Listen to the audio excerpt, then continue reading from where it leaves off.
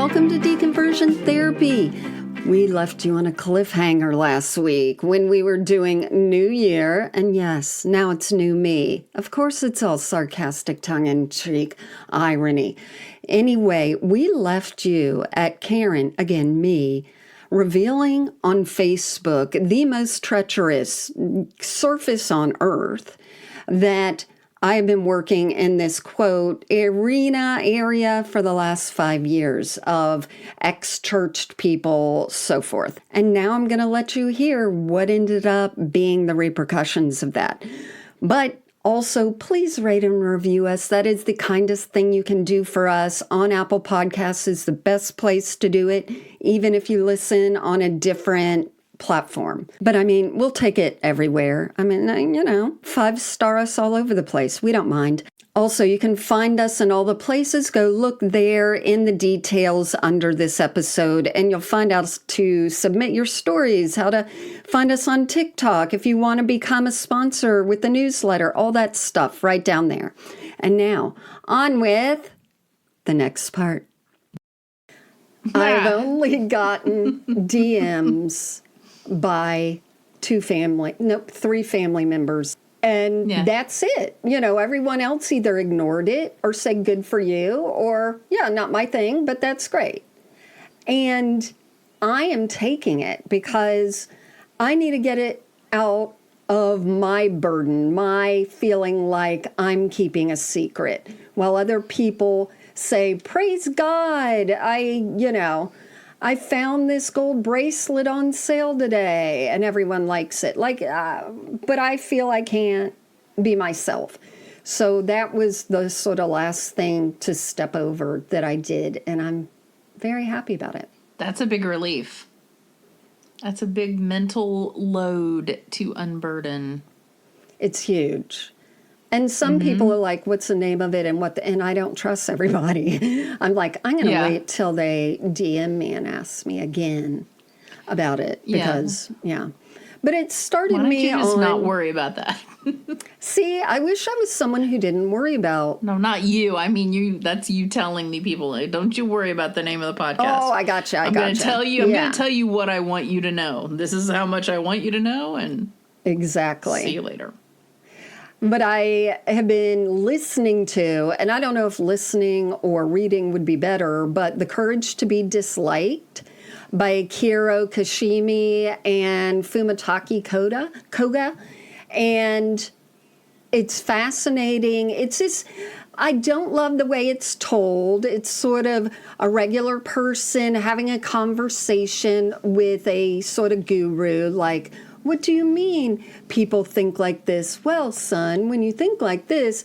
So it's one of those more in a Japanese tradition sort of conversation. But some of the things that they discuss is fascinating and is making me go, oh, yeah, that's right.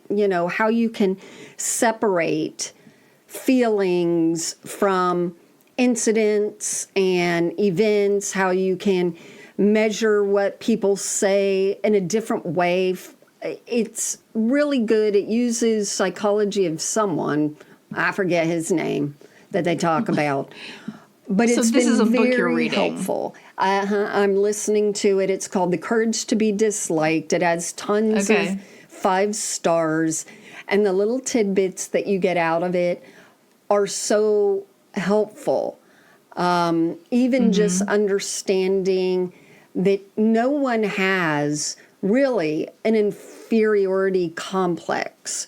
They might have feelings of inferiority, but they don't have a deeper inferiority complex, and I won't get into it, but there is superiority complex where they build up their superiority because they feel, according to the world, they are lacking something. And we see this a lot in people who maybe feel that way about college-educated people. And if they aren't college-educated, then that makes them feel lacking, although maybe no one is making them feel lacking. And they pick up on that and then try and build themselves up in front of other people to have this superiority complex, which is a condition they developed. Anyway, good read. So if we're talking about books we're reading, I am currently audio reading. That's a nice way of saying it, right? The Barbra Streisand biography, and it's called My Name is Barbara. So with her doing the narration of it, there is so much more going on than if you were just to read it, which I'm happy about. I have been listening to it too. I have about the first 4 chapters. And not that I'm particularly interested in her, but I mean, it's 42 hours. I want to hear what shit is going down. But doesn't some of it feel like it's not in the book and she's just saying it offhanded and adding to it? Yes, and I think that's because she's an actress and that's her job. Right. And I think she's doing a really good job of making the listener feel like they're just in conversation with her. So let me mention, though, she brings up a lot of minutia about her life. So much garbage that I love about somebody who I really love, but about her, my first knee-jerk reaction is, who cares? Why are you telling people these stupid things? And then one of them hit me like a ton of bricks.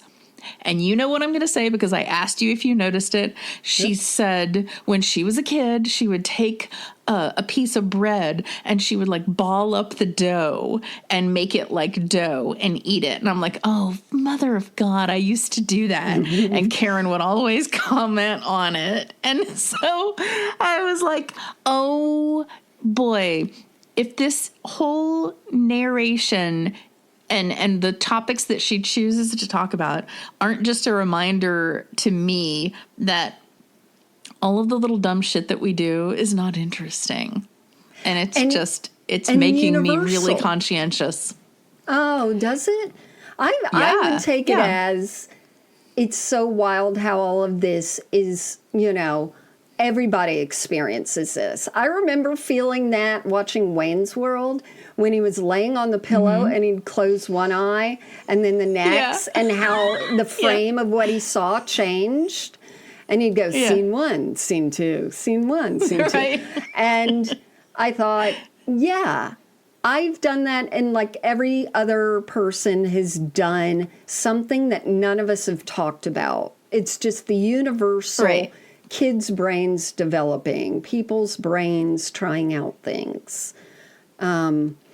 It's interesting that it made you self-conscious. Well, so some of that is comforting. Okay. Well, it made me self-conscious of how much minutia I tell people that I think is funny and ridiculous and amusing, and maybe they don't. Maybe they don't. Like, maybe they're looking at me like, well, you're not Barbra Streisand, so I don't want to hear about you rolling up your bread into a ball of dough and eating it. Who cares? But there, okay, so her career goes back to like the beginning of the 60s. So that's about 60 years ago. She started when she was like, I don't know, 19 or something, performing in the clubs. With this narration, you also get the tone that she has when she's recalling a story. Okay, so see if you don't think this is true. She has a lot of little instances that she recalls where, for instance, the record executive came in and pitched her a title for her album that she thought was stupid. And she says what the title was. It was something like The Sassy and Saucy Barbra Streisand. And she was like, you can tell how that went over. And she can remember all sorts of little negatives, little slights, little arguments. And she's you can tell because she makes sure to tell the story with the punch of, see, I was right. And she can remember all these little stories where she was right. But what can't she remember? She has no memory of going to the Tony Awards and getting a Tony Award. Right. How sad. And that breaks my heart. So this 80-year-old woman can remember slights and when she was right, but she can't remember a clear highlight of a human's life, winning a major award like that. And she says the same thing about like the Grammys or whatever. And she's like, I don't have any memory of it. Somebody had to show me a picture of it. And like, that made me go, you know what? I have to take a different approach to viewing things in life and get away from the reptile brain and just focus on gratitude more. So However, anyway, so that's, I just want to tell yeah. you, she's Here we doing go. okay. She's doing all right, though. I want you to know that. You said it broke your heart. She's but doing okay financially. Yeah. So I was listening to it, and there are a few things. One, I have not gotten very far, but if you listen to the audio, you get to hear a little bit of the singing, and you do go, this was iconic. There was not a voice before that existed like this. It is very specific. But also, she starts off with how people used to say she wasn't nice, and then she was like, let me read you this from this important person. Barbara, you are the nicest person in the industry. Right. Chapter 3, my first show I was ever a part of, and they wanted me to stand, and I said, no, I'm going to sit.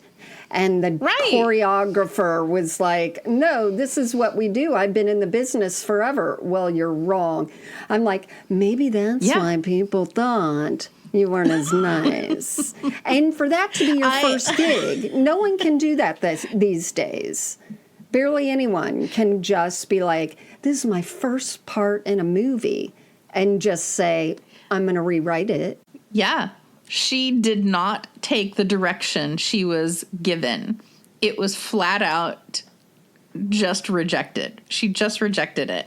And you're right. A previous chapter, she goes through hoops and she tells a story about somebody saying, well, she's not difficult. Like, and you just go and tell a story about yourself. I know. Proving you're difficult.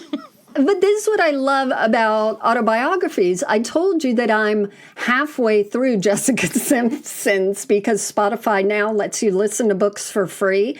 And it popped up. I'm like, I'm doing that. Yeah, but I don't have enough hours, so I have to wait till January, which is tomorrow for us. But I think it's them opening up as much as they can and feeling that they are being vulnerable and open, yet self-aware. Yeah. And I think the self-awareness, you get to see if they have a disconnect between the events and the thoughts and then being self-aware what it equals. Because Jessica Simpson is absolutely like that too. And she might be better at it when she's older or whatever, but she's not seeing herself with what she's saying and acting. Yeah. And she's telling the story. I know, but don't you wonder then if Barbara Streisand, and she really hates when people mispronounce her name. Like, I don't get my name mispronounced all the fucking time anyway. Right. Yeah. So don't you wonder if she submitted her draft to her editor and their editor was like, oh my God, I can't give this woman a note. She's just like, here, have it be 42 hours. I don't care. Just put whatever shit in a book you want to put, and we'll slap a label on it and publish it and tell you it's great. I bet that's how she sold it. You are going to include everything I say, or you don't get the book. Right.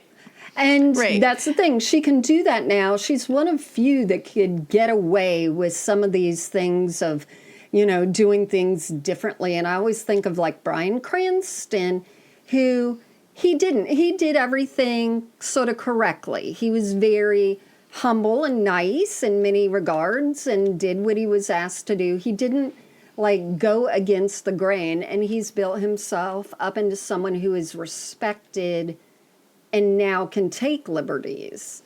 But she took those liberties. Did you read his biography? Is that why you're saying that? No, he just popped into my mind. Maybe I was thinking of meth. I don't know. No. Nice. I just want to hear the opinion of the editor who was like, I really wanted her to leave the ball of dough bit out. I know. But she put it in the book, so we're publishing it. I think that's it. That's it.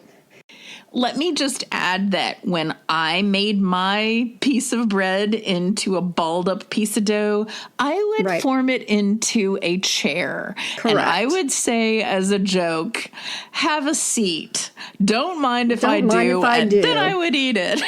Exactly. This was every day at our Baptist day school. I think I made a chair or something, and I would say, I'll have a seat too. And that was hilarious, while our other friend was writing I Heart BM on everything because she was a big Barry Manilow fan. So that's what we did. And then the other thing that is actually brilliant now, we had a guy friend who would put salt on his popsicle. And clearly now we know that if you add a little salt to something, A, it makes it melty, and B, it enhances the sweetness. So good for you, weird kid who put salt on your popsicle. Sure. Yeah, you're living life now, I guess. I don't know. So, okay, overall, to me, the message I'm taking away, and I'm on like probably chapter 4 too, is be the person who remembers the Tonys. Yes, for yourself. Oops. Yes, for yourself. And that's what I have to remember too, because I turned to my husband last night and I was like, what good things happened to me last year? Because I feel happy. I know. I feel happy. I feel content. And he was like, well, we did get to go see my family in Europe. And I'm like, that was good. And then I was like, is that it? But I don't feel like that. I feel like there are happiness and contentments throughout the day. And when you have something lingering over you, which I do, which my dad is very old, every day he is alive, like my mind automatically is like, this is a good day. So yeah, that's I think nice. that enhances it also. But as far as Barbara goes, it's fascinating. And there's going to be some stuff. She shits on Mandy Patinkin, and we will discuss it later. But that's all I got to say about that. Let me give you a little tiny story that I have an excuse to tell right now, and you always want me to. So when I say I want to be the kind of person who remembers the Tonys, back in my day in Los Angeles working in entertainment, I was at the Golden Globes, and I was behind the scenes as a creative executive, so sitting in a table far back, close to the entrance of the hall where they hold the awards. So this was when Bryan Cranston was first, it was the first season of Malcolm in the Middle. And they weren't huge yet, and so his wife was relegated to the table with me. So I'm sitting there, and the wife is there, and she's friends with Rita Wilson, who's married to Tom Hanks. So as Tom and Rita are walking through, they see each other, and they all stop. And so Rita's talking to Brian's wife, and they're chatting. And so Tom Hanks is odd man out, and no one's talking to Tom Hanks, because what are we going to say to Tom Hanks? And he looks around, and he just acknowledges us, and he goes, well, you guys have shitty seats. And we laughed, and Tom Hanks can say anything. And then they went on their merry way. So thanks for insulting me, Tom Hanks. Well, he loves to. He's the worst. No, he's great. I don't have anything like that. But Bryan Cranston is nice. You introduced my husband. That's one of his main things he's happy about. Well, great. That's old. Yeah, it's old, but you changed his life. Forever. I also introduced my mom to Bryan Cranston. I bring her to the set. Hey, Mom, this is Brian. Brian, this is my mom. I love you. I'm like, thanks, Mom. First thing out of her mouth. Exit I stage love you. But that's good. That's good. Yeah, I think that's it was honest. fine. Well, I would like to give another plug for the mini series that they have on Netflix, All the Light We Cannot See. Yeah. It was just charming and interesting, and it was so uplifting. Really? But interesting and good. Okay. See, I just don't, when people are like, oh, it was great, it was devastating, I'm like, that's a no. Or it's heartbreaking, that's a no. Yeah. So you thought it was uplifting? Yes, and I did not read the book. It was on my list of things to read, and then boop, oh, I can watch it. That's I right. will start it. They did come out 10 years apart from each other, but still, I'm the same. I have it somewhere, and I never read it. And I think it was after my mom died, and it came out around then, and I would have to ask my husband, should I read this? Should I read that? And that's when my reading really fell a lot. I couldn't focus, and I had to avoid certain things and all that. So, For sure. Hey, one more thing. Did you watch that Julia Roberts movie with Ethan Hawke that's on Netflix? Not yet. Yeah. Something about someone. Yeah. The doing end of the something world. and waiting. Okay, yeah, something about that. I haven't. Yeah, Have you? Let me know. Okay. Let me know what you think. Okay. That's because that's dynamic content. Well, the Obamas have something to do with it, so I'm going to watch it, and I'll let you know. But I haven't heard raves or anything.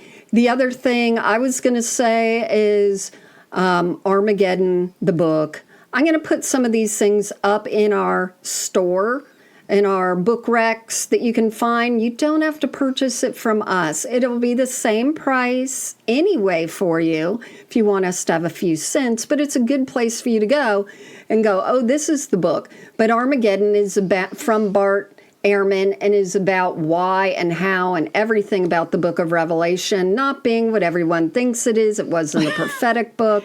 We've talked about this before, but I think that was a great read. I thought you were going to say it was a novelization of the Ben Affleck movie. Yes. Like, that's not timely at all. It's a graphic novel. But I think that was great because I could finally go like, oh, duh, I didn't know that, and that's good, and blah, blah, blah.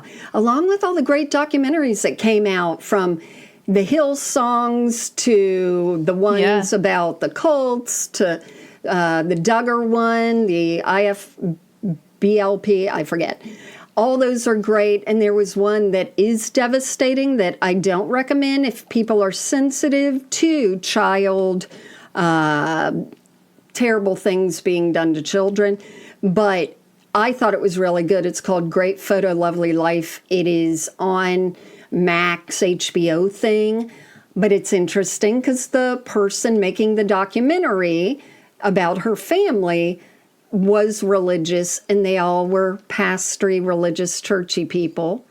And you can see the dynamics and how she now sees it because she's out of it. So almost everything I see and hear now, it's through this lens of, oh, wow, another murder, and they were a pastor's kid. Like, there's just a lot of, and this wasn't murder, this was other bad stuff. But it was fascinating. So New Year, new me. I love New Year's resolutions. People are always shitting on them. I love to make goals. I love to make New Year's resolutions. I followed one time. I published a book, and to me, I love doing it, and I've learned how to do them better. You know what I mean? It's not like to lose 50 pounds. I don't do any of that shit, obviously. At first, I thought you were saying that you wrote a book about your New Year's resolution. And all I could think that would be good. Was, I wrote a book about how I flossed every day about 30 years ago. That's a good idea. That would be fascinating. Yeah, it's just about me flossing my teeth. So I 300 pages. I know. 42 hours. And I narrate it.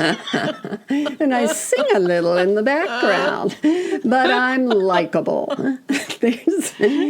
I do have some books someone who I think would show up on the Today Show or something wrote. And it is about like making these 12 resolutions. And she takes one a month. And she's like, month 1, plank anytime you can.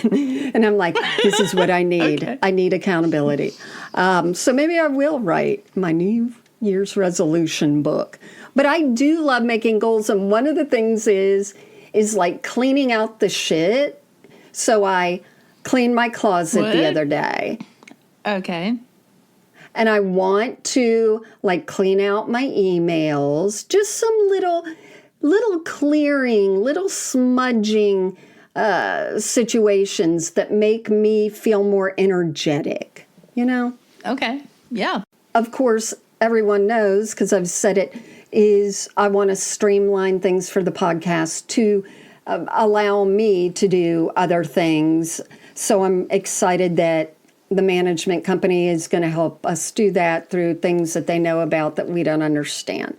And I think I want to streamline so many things in my life, but I think that's definitely going to help me, and it's going to free me up because I want to finish my book that I started 5 years ago about American Christianity and different things like that. So even saying it on here will help me be accountable, I think. And to add to that, I have no idea if you remembered that I came up with an idea for a book and I've started on it. And so I am going to commit to just 20 minutes a day of writing it.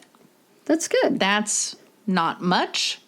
And who knows how much will get It's done, better. but it's Yeah. more than zero. And exactly. And when you get to like a good part or something that you get excited about, and I could talk forever on writing, but it's sort of like eating well and exercising. It gives you the energy to do it more. When before it's everything's an exercise. You know that.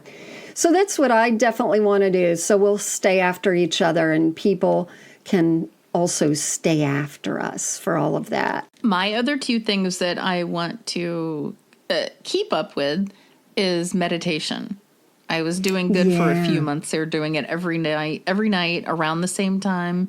And then I went away and then got COVID. And so I kind of let everything just flop. And so it's timing up with the new year just right. So meditation. And the other thing that I had mentioned before was reprogramming my brain to tell itself, I am thankful for such and such. Just not thank you, like there's a you involved, just I am thankful, I am grateful, and being the person who appreciates the Tonys. Yeah. Barbra You're Streisand all reference. about them Tonys. Exactly. And, I got to call your therapist and tell them this. But we were talking before, and you also said it on the pod, like me and you thinking about what other people are probably thinking. Like I need to tell my mind to stop that and be like, I don't know. So I'm either going to stop thinking about it and think about something else, or I'm going to ask, or I'm going to whatever, because I do that a lot. And it goes into my wanting everyone to be good and taking care of people, although I just do it mentally. And it's stupid because I don't know why I'm doing it. But I guess humans, we want to play out all scenarios and negative because ones. we have the reptile brain. I also want to continue to put the mission of this first, because it really is just you and I having fun, exposing charlatans, giving information, connecting people. This arena, this area of deconversion, deconstruction is so big now, and people are branding themselves and they're even purchasing the blue dots and all these things that really are brand-ish. And to tell the truth, we are a brand. Like we're an LLC, we're a company. We've been doing this in sort of a different way. And I always want to remind myself it's not about me, even though I can use my spiciness, my edginess, my snarkiness, or my kindness. I can be a good person to promote and push, a message or whatever forward. It's not about me. It's about the message of organized religion and what it's doing to America and disenfranchising people and so forth. And I just want to keep reminding myself that. Yeah, and everything is always going to be the lens of who, it's through the lens of who we are. That's the only vision that we have. Yeah, you're right. And people see our stuff through the vision and the lens that they bring to it. So I have to remind myself that too. And yeah. So ego would be, and let's see, how does that play out, Karen? Well, that plays out with the difficulty of me not being able to ignore trolls, though I'd love to. So I am fine to call out this person. I don't know who they are, so I don't have a name. So it's just a general thing. Who their bio said they're also an atheist or anti-theist. Oh, you have a specific one to call out. Oh, I'm ready. Anyway, his name is, no. Okay.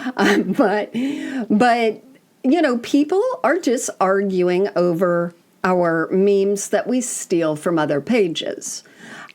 I don't know why they feel they need to do that, and I would like to ignore it. Let go of ego. Yeah. That's their ego. Yeah. They can do it.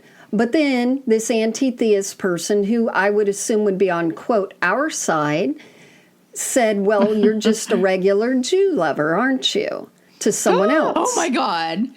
So I blocked that person, even though... Yeah. Shut it down, big mouth. I've got to... So that's the thing where I can't ignore these trolls. Right. Because of things like that.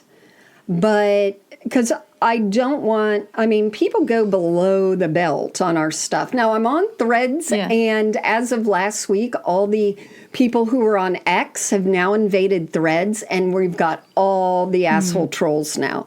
So I'm going to see what I think of it. Great. Hopefully the algorithm gets better. But it's just people arguing with just fucking memes. Karen, let me comfort you and tell you every amazing thing I see on Instagram that makes my heart swell. I go to the comments and it's somebody shitting on something. Every single time. I watched a video of the group Squeeze singing something about Up the Junction, that song that I loved. Sure. The first comment is, this was when music is good, not like the shit from today. Right, and then somebody's like, there's good music out there. You're just too lazy to go look for it. I'm like, here we go. I'm like, why did I look at the comments? I just wanted to see if somebody was talking about the lyrics. And like, too badly. I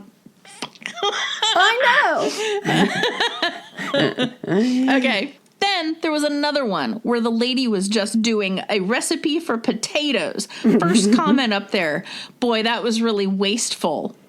Yeah. Oh my gosh. Somebody's bitching at her about how much potatoes she didn't use. Right. But in a different comment, she said, yeah, I used the other potatoes for mash or such and such, whatever. So it's just, and then people got shitty with the person saying that about the potatoes and called her a loser. And I'm like, it goes on. And this is human brain.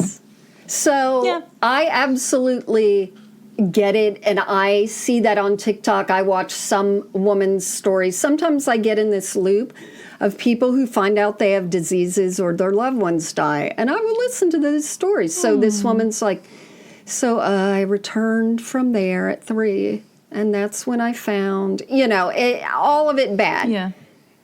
Yeah. A comment that she used to then start a different TikTok, like part 2, is someone saying, I could have listened to all of this if you didn't keep saying, And I thought, I'm glad she used that. I'm glad she used that, and she sort of made a joke over it. But at the same time, it's absolutely, sometimes it's the things I think, but I would never put things like that. I remember a long time ago on social media talking about how Zen, my beloved dog who passed away, was a naughty boy, and how should I correct him? Should I do this, this, and that?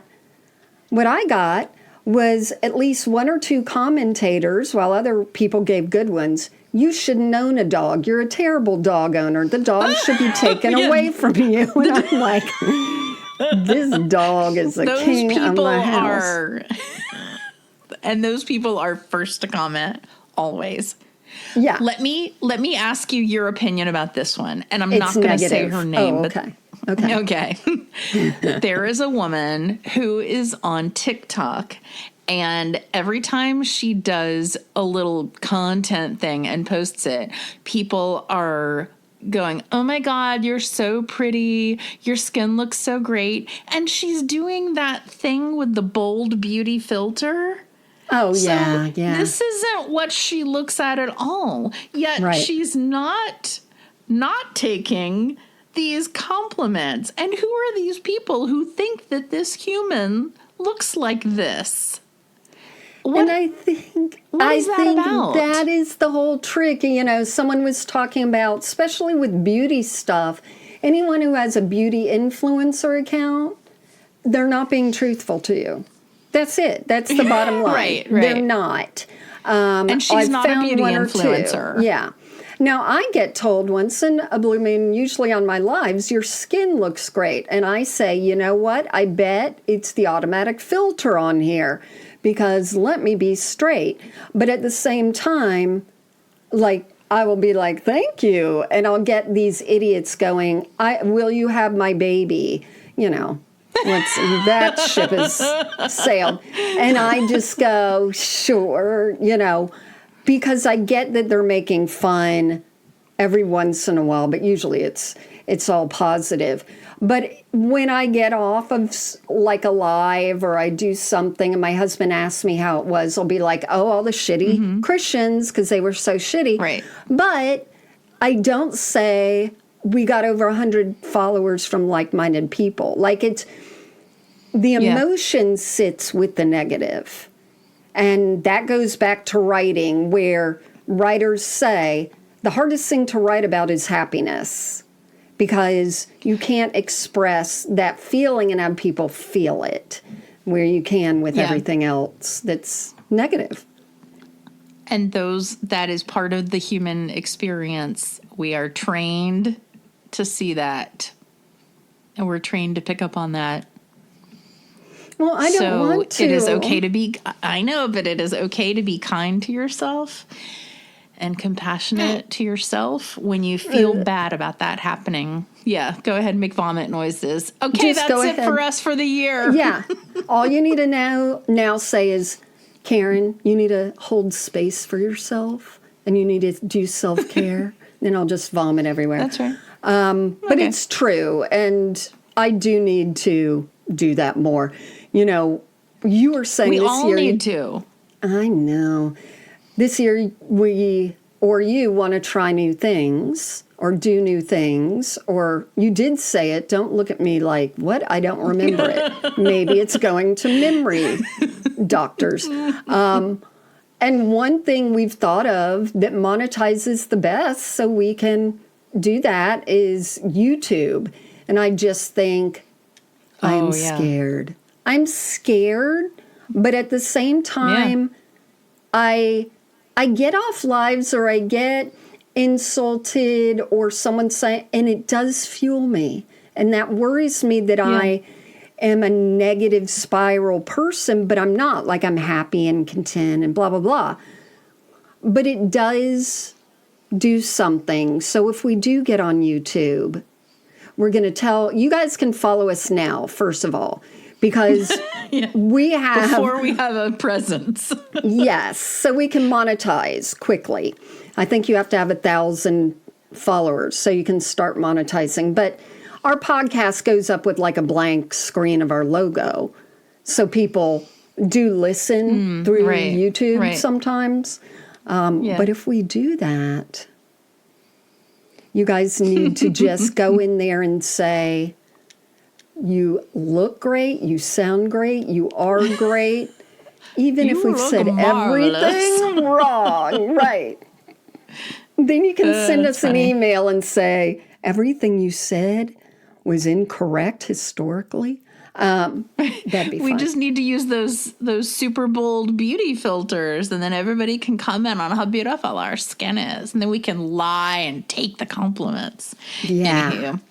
And then they put their hand in front of their eye, and the eyelashes show up on the front of their hand. Yeah.